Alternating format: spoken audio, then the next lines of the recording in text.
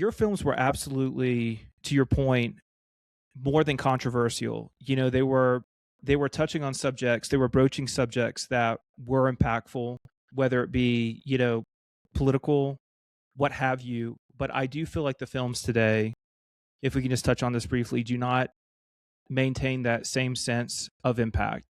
And so I'd like for you to touch on that a bit further. Sorry if that was a bit of a confusing question, but the films today are certainly nowhere near as controversial as they used to be. And I would like to hear you expound on that just a little bit. Yeah, I think about The Deer Hunter or Apocalypse Now or Taxi Driver, Raging Bull based on Jake LaMotta. So, I mean, I'm very much a fan of the old Oliver Stone, Martin Scorsese, this kind of work. And because they all mattered and they were all reflections of the life they were in, and they were hurtful for also the population.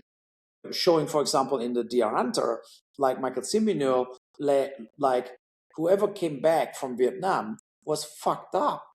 That happened there. You get fucked up in that crazy war where you don't even know why you're here. You got drafted and you don't even get it, like that you do any difference here or whatever. You have no clue how that should end. And then comes the order, okay, we retreated.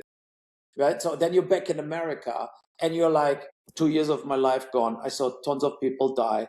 I did horrible things. So, and now they think I'm a carpenter again. So. And I do. Movies matter. It's not like everything all at once, whatever, or Moonlight or this kind of movie that matter. No, they don't. They don't matter. They just fitting in the narrative. Like woman power, or this kind of diversity power. Like whatever. And you feel like, okay, I'm not nothing against woman power or LGBTQ, but I have nothing against it. But that's not the stuff what moves the world. Like, like in Iran, I read today a statistic, like last year, were only worldwide death penalties were like 3,500 and like 2,800 alone in Iran. Right? So, I mean, sorry, but then to say, you sympathize with them because you hate Israel or something. It's super fucking idiotic. They are fucking murderers.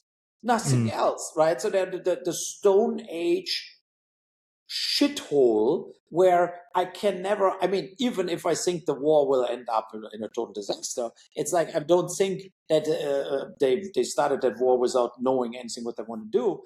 But to defend Iran and to say publicly like they are good people or whatsoever, then you don't study the facts. So and that is what I mean. It's like I like the Darfur film I did about the genocide in Sudan, right? It's like I did that so harsh, the movie, because I felt, okay, 300,000 people cut into pieces and nothing happens.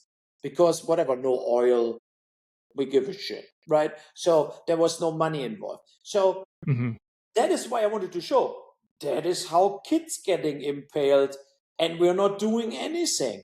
And in other countries like Iran, they could build a bomb. Now we have to completely spend hundreds of billions. That's the absurdity we're living in. So we're getting lied to by the ruling class also in a way that they basically say, we need to go to Afghanistan. There's Osama bin Laden. And then 10 years later, $250 billion later, okay, Osama bin Laden was actually in Pakistan. And that was all completely bullshit, what we did in Afghanistan. And now we retreat, and then they're retreating in the total chaos, like where you feel like, okay, for 20 years, you basically were sitting there in power. But when you retreat, you lose all kind of control. And you're just hanging on the wheels of an airplane. I mean, what the fuck is wrong with you? That was all insane. So we have basically that insanity in front of us, but we don't make the movies about it. It's like so true. There is not, tell me one movie you have like Mark Wahlberg, Lone Survivor, another hero story.